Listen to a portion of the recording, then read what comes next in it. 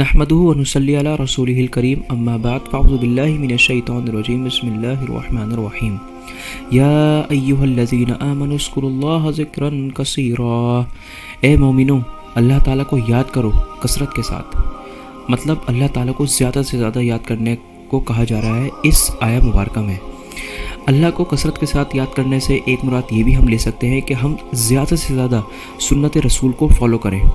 یعنی حضور صلی اللہ علیہ وسلم نے مثال کے طور پر اگر بیت الخلاء میں گھسنے کی دعا جو تلقین کری ہے اس کو پڑھنا بھی ذکر اللہ میں شامل ہوگا، اور ساتھ ہی ساتھ حضور صلی اللہ علیہ وسلم نے جو بھی دعائیں ہمیں صبح شام کی بتائی ہیں ان کو پڑھنا یہ بھی ذکر میں اور کثرت ذکر میں شامل ہوگا۔